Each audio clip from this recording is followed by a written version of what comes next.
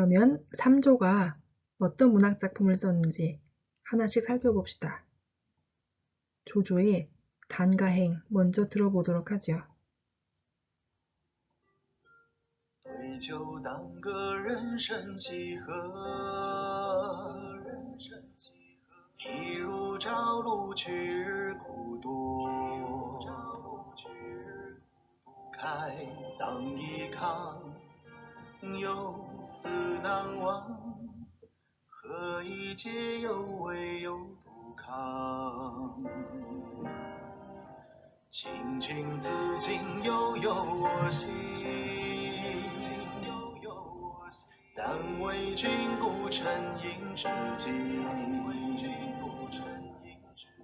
悠悠鹿鸣，是夜之苹。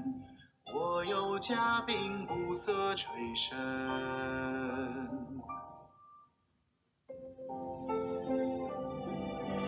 明明如月，何时可掇？忧从中来，不可断绝。月末渡迁，望永相存。气阔谈言，心念旧闻。月明星稀，乌鹊南飞。绕树三匝，何枝可依？山不言高，海不言深。周公吐哺，天下归心。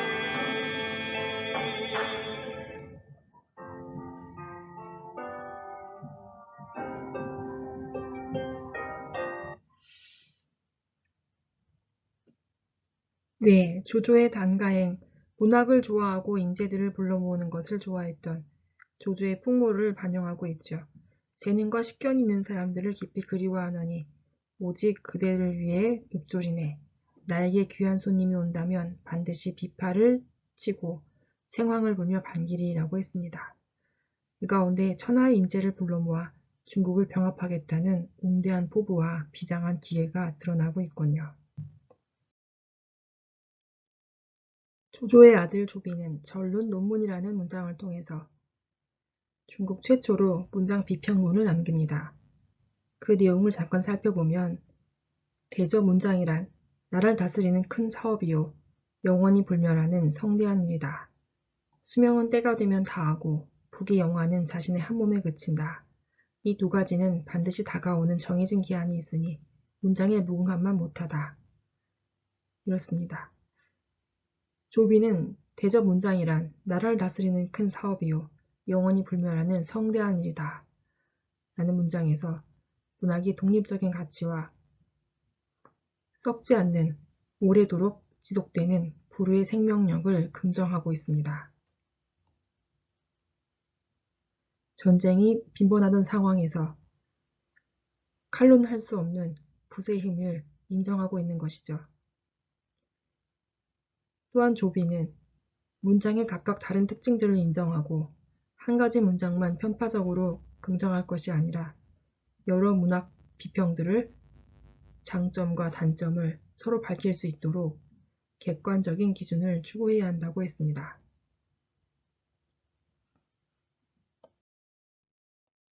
전론, 논문의 문학적 의의는 최초의 전문적인 문학 비평이라는 점에서 찾을 수 있습니다. 전론의 전체 문장은 전해지지 않고 그 중에 문장을 논한 논문만 소명문선에 수록되고 있는데 불과 600자밖에 안 되는 가운데 문학 불후론, 감상론, 비평론, 문체론, 문학의 기세를 따지는 문기론 등 다양한 문학 이론이 전개되어 있죠. 이 가운데는 이전까지 주의하지 않았던 문학에 대한 새로운 인식과 자각이 싹 텄음을 보여주는 문장들이 많이 들어 있습니다. 특히 육아의 실용성과 윤리 도덕의 관념을 배제하고 문학의 본질적인 문제, 문학의 미학적인 문제, 문학 이론, 문학 비평 등이 이로부터 비롯되었다고 말할 수가 있습니다.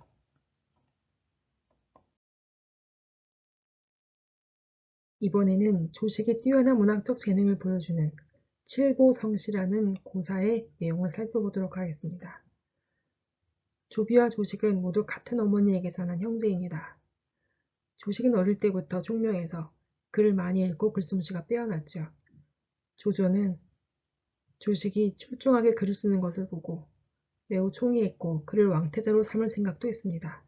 하지만 많은 대신들이 왕권은 장자가 이어야 한다면서 강하게 주장을 했지요. 조비는 항상 조식을 견제하며 아버지의 환심을 사기 위해 애썼습니다. 하루는 조조가 전쟁터에 나갈 때 조비와 조식이 모두 전송을 했는데 조식은 조조의 공덕을 찬송하는 시를 읊어서 많은 사람들이 감탄을 했죠.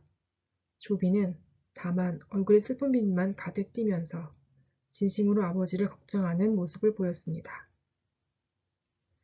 또 조비는 동생 조식이 술을 좋아한다는 약점을 이용해서 여러 번 망신을 주고 나태하고 게으른 사람이라는 인상을 주도록 하였습니다.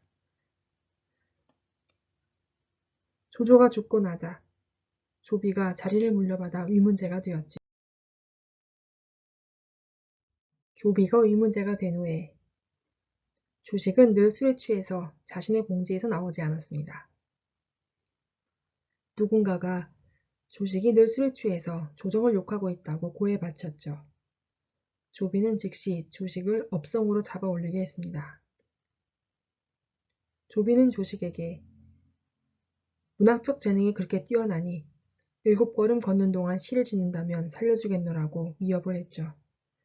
조식은 즉석에서 시를 지었고 그 시를 본 조비는 조식을 놓아보내지 않을 수 없었습니다. 그 시는 바로 이 시입니다. 콩대를 태워 콩을 삶으니 가마솥 속에서 콩이 오는구나. 본디 한 풀이에서 자라났건만 어찌하여 서로 들볶아야만 하는지. 이 시를 칠보시라고도 합니다. 같은 풀이에서 나온 콩대가 불을 떼서 콩을 들볶는 모양을 통해 형제가 서로 싸우는 그런 서글픈 모습을 비유한 것이지요. 조식은 과연 뛰어난 문학적 재능을 가지고 있었음을 볼 수 있습니다.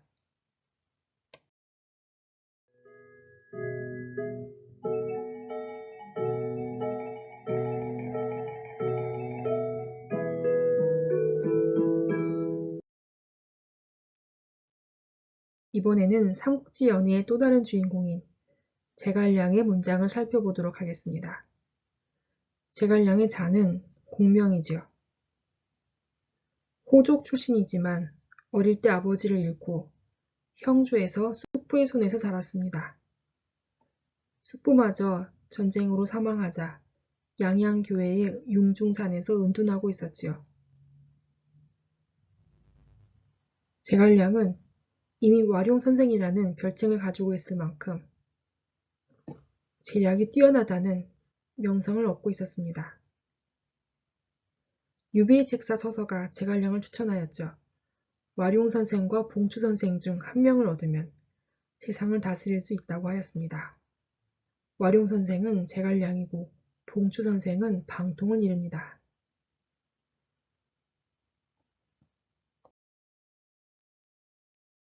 이렇게 은둔하여 숨어있는 뛰어난 지략가를 3번이나 찾아가서 책사로 맞이한 사람이 바로 유비였죠.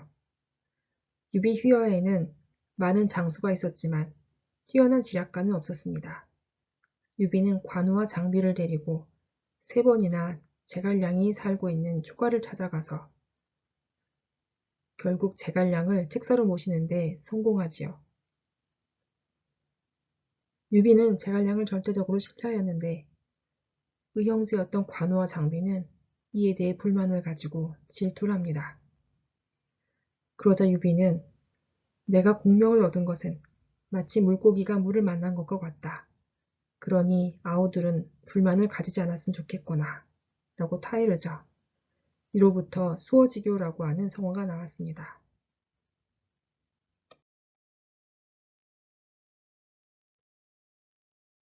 유비와 제갈량은 20살 차이가 났지만 유비는 이렇게 제갈량을 전적으로 신뢰했고 제갈량 역시 성심을 다해 유비를 돕습니다. 제갈량의 활약은 특히 적벽 대전에서 빛나게 되죠. 조조가 100만 대군을 이끌고 남하하였을 때 제갈량은 송건을 찾아가 연합군을 형성하고 화공으로 조조를 공격합니다. 겨울이라 동남풍이 불지 않았지만 제갈량은 제단을 쌓아서 기도를 하여서 동남풍을 불게 하였다고 하죠. 이 일이 만사고비, 지음동풍이라는 성어의 유래입니다. 제갈량의 신줄기문한 지혜는 칠종칠금이라는 고사성어로도 전해지고 있습니다. 제갈량은 유비가 죽은 후 북쪽으로 위나라를 정벌하러 가기 전에 우선 남쪽에 있는 남만을 공격해서 후방을 든든히 하기로 합니다. 마속과 함께 50만 대군을 이끌고 남만으로 진격한 제갈량은 쉽게 남만의 우두머리 맹획을 사로잡습니다. 그렇지만 맹획은 항복하지 않았죠. 제갈량은 맹획을 사로잡는 일은 주머니 속 물건 꺼내는 만큼이나 쉬운 일이다. 하지만 그 마음을 복종시키는 일이 어려우니 그를 진심으로 항복시킨다면 남만은 저절로 손에 들어올 것이다. 이렇게 말하고 맹획을 무려 7번이나 사로잡았다가 7번이나 놓아줍니다. 맹획은 진심으로 제갈량에게 항복하지 않을 수 없었지요.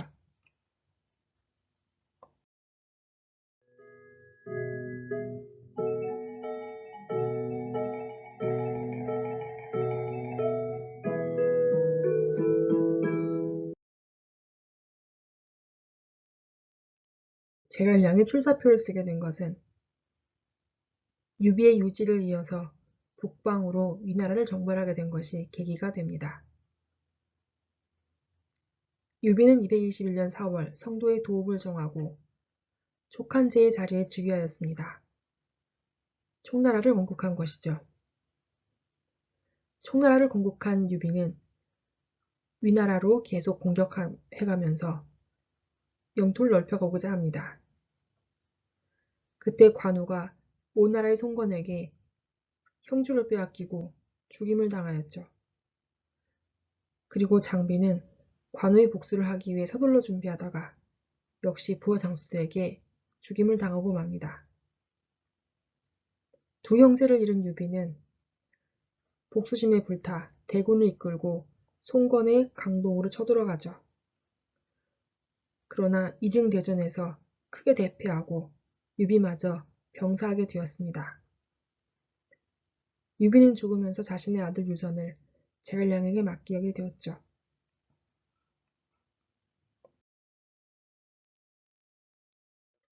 제갈량은 어린 황제 유선을 보필하면서 유비의 유지를 받들어서 6차례에 걸쳐 위나라 토벌을 나섭니다.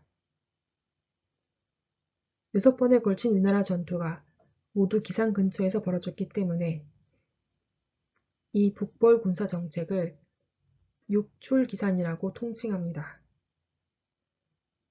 제갈량이 쓴 출사표는 첫 번째 위나라 정벌 시에 썼던 것이죠.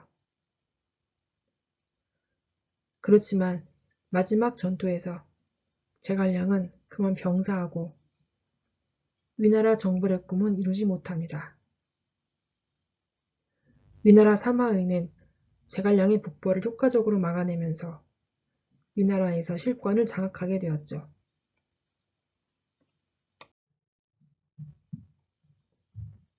제갈량은 비록 위나라 정벌에 성공하진 못했지만 위나라와 벌어진 크고 작은 전투에서 놀라운 계략으로 많은 승리를 거두었습니다. 심지어 제갈량이 죽은 후에도 자신의 죽음을 알리지 않고 목각 인형을 만들어 수레에 앉혀놓았는데 이것을 본 위나라 군사들이 놀라서 도망칠 정도였죠. 이것이 죽은 공명이 산 중달을 달아나게 한다. 사공명, 주생중달의 고사성어의 유래입니다.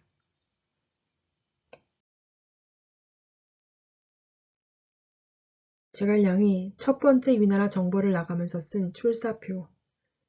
이 출사표라는 문장은 군대를 출동시키면서 쓴 표문입니다. 표라는 것은 중국 산문의 한 문체이로 신하가 자기의 생각을 황제에게 고하는 상주문의 일종이죠.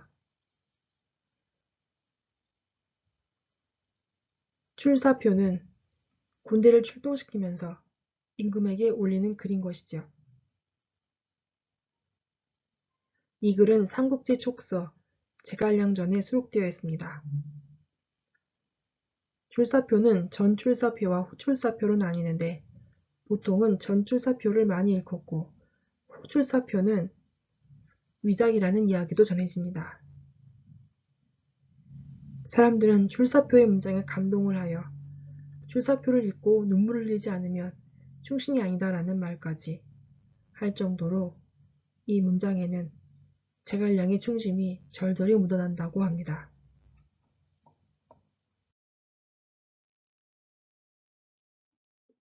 강독자료에 실려있는 출사표 내용을 간단히 살펴볼까요?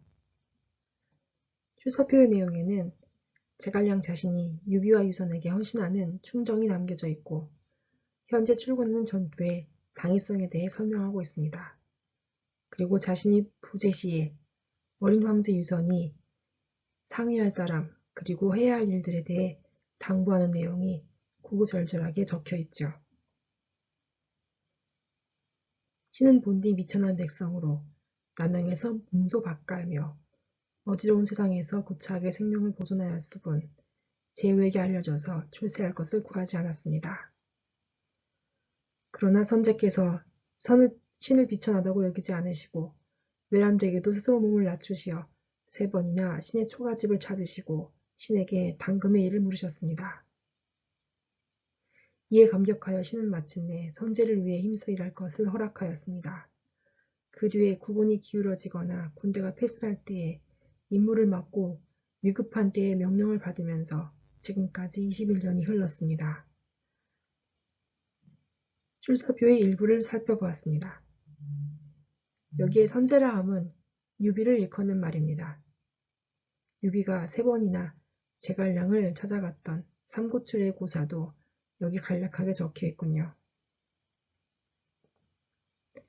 마지막에 지금 멀리 떠나게 됨에 표문을 앞에 두고 눈물이 흘러 더 말할 바를 알지 못하겠습니다.